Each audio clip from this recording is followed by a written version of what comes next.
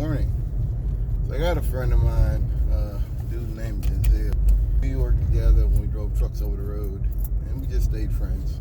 He's as good a chance. He lives in Arkansas, and Arkansas is very unregulated. It's just the environment that's a lot more unregulated, and there's a lot more nepotism and stuff. That's just normal there. From me and him talking, he's not a conservative. He's not really political. Before the pandemic, he really wasn't political. And he told me the other day that he was thinking about voting for Trump. Now, I don't know if he was joking or kidding or whatever, but I want to talk about that for a second. Denzel got a good little job. He's had a series of good jobs just because things are really unregulated down there, and things are really they're unregulated, and that's how folks make their money. You know, it's from what he tells me, Arkansas is a lot more polluted, things like that. That's just the way it is. It's just a unregulated environment, and kind of reminds me of why I never want to live in the country, because people think the country is so natural and clean. No, it's not. It's not. You got people doing all kind of stuff that destroys the environment down there, and you've got a lot of people who don't care about science and don't care about what we know about pollution and how it affects the human body. So Denzel wants to vote for Trump because he feels like the tax cuts would help him. He's good at numbers. He's not really like, oh, is my bag at the house? Shit, is my bag at the house? Anyway, he's not really like, he's not really like paying attention to, like what Trump says yesterday or today, things like, he's not paying attention to that kind of stuff. So, he has children. A lot of my black friends have children, and I'm always talking about climate change. I'm always talking about things that I see, and I realize that a lot of them don't. A lot of them don't. A lot of them don't follow climate change. A lot of them don't follow, different things that are going on, and they don't really care. And that's sad to see, because with watching wildfires in Siberia. I mean, I don't want to have children. I don't think Michael Brooks had kids. Yeah, I don't think he had kids. I don't want children. I realize more and more that it's a death cult. Denzel's not a Christian. Denzel he wants to be a Satanist. He's not really religious whatsoever, and he gets that. He does get that part, that people use religion to basically say we shouldn't care about anything because that's what Trump has done, the death cult, that we're gonna take away our restrictions on water and pollution and stuff, and basically for Christians, even if Trump's wrong, only thing that's gonna happen is we're gonna go to heaven, and all the people who are our opponents will go to hell. That's the mindset of these people. It's a death cult. So it doesn't matter anymore if Trump is right or wrong. It doesn't matter about masks. It doesn't matter about climate change, because we're at the point now to where it's like, look, we've been doing this for so long, and we're going to heaven anyway, so let's just make money while we can and enjoy it right now. Don't think about 10 months, 10 years,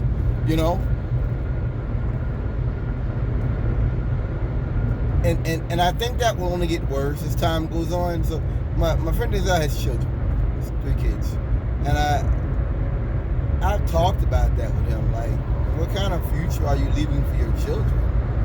I see a society where America has a lot less favor from the world. I see a world where it's really beautiful. That back, I'm sorry. I see a world that people don't trust the U.S. government.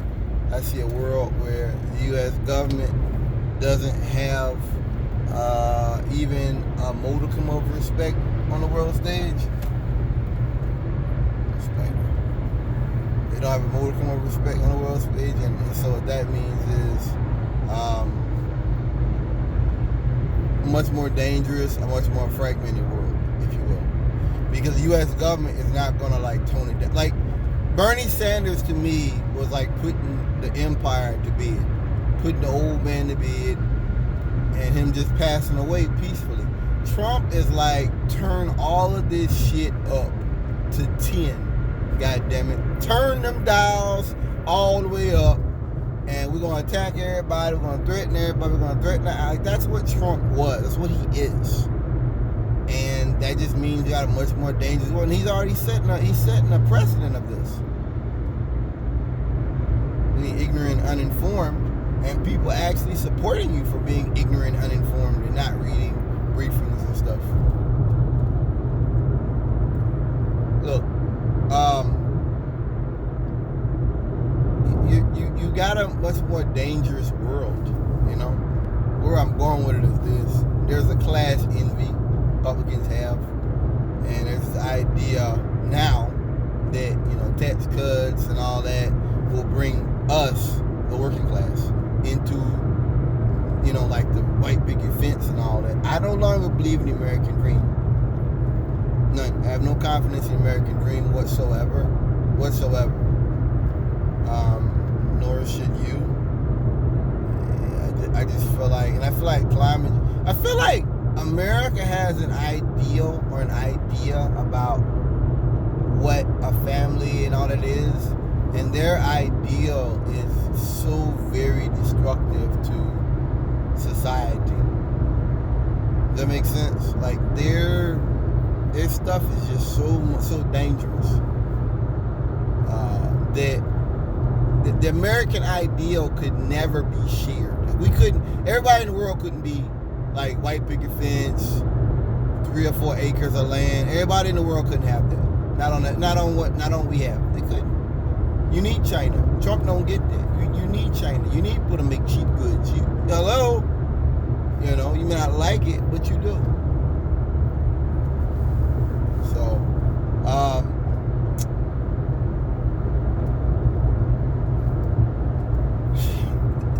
Denzel's ideas of philosophy are basically like, that's what that is. It's basically what that is. That, oh, Bernie would do tax cuts and all this. That's messed up. Right? Oh man, traffic stopped. Yeah, I mean, what? Bernie's he was the only. People speak about Al Gore being the only chance to roll back climate change, and I think Bernie Sanders was the only chance we had of a better future. I think. You know, I think it's kind of like when I was growing up, how like the highest thing was to be a white man, basically, to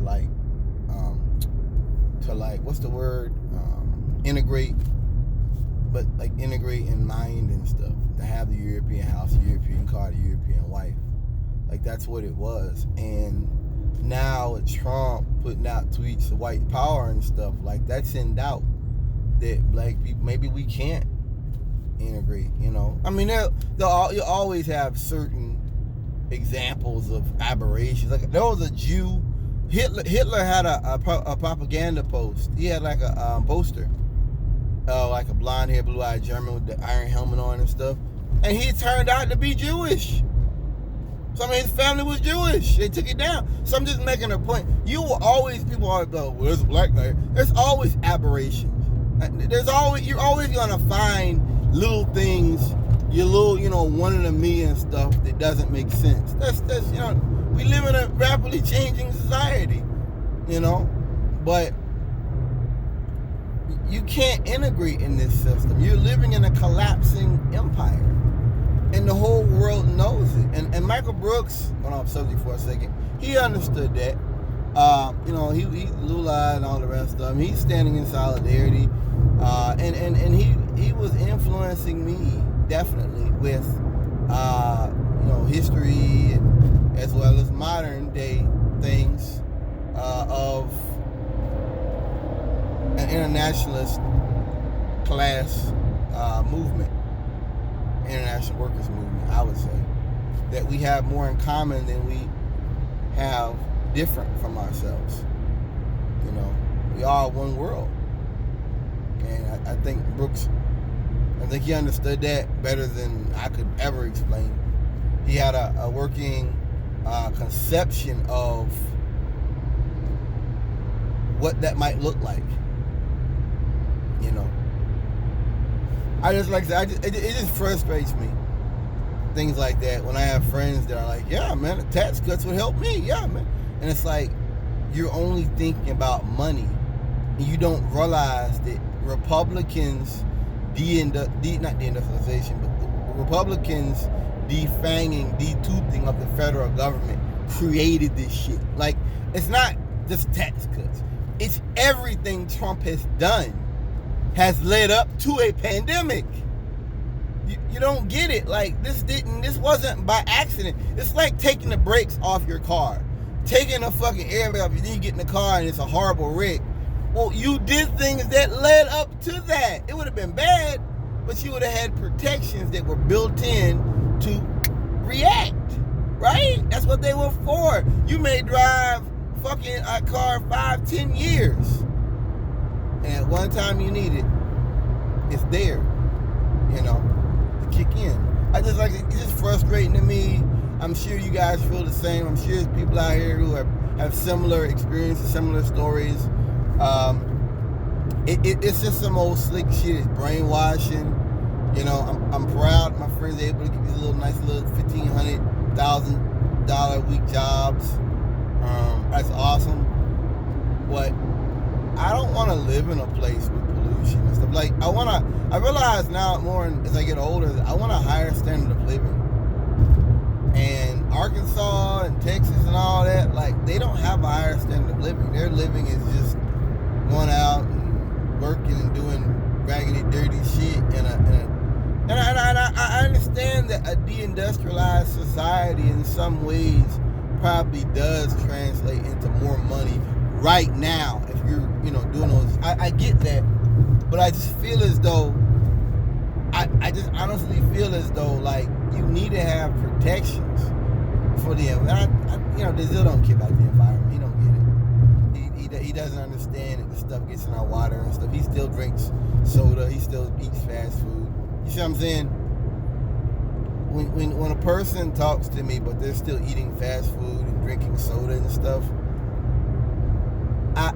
they're not there. They're still plugged into the matrix, if you will. Whereas I've been unplugged from the matrix from like 2010, guys. I use very little plastic. I mean, I don't do it every day. I actually got my blender with me today. I eat really healthy. But it isn't just about eating healthy. It's about recognizing you're living in a very, very toxic environment. And you actually have people telling you to your face that the environment is not toxic when all the science shows you otherwise. So, it is what it is.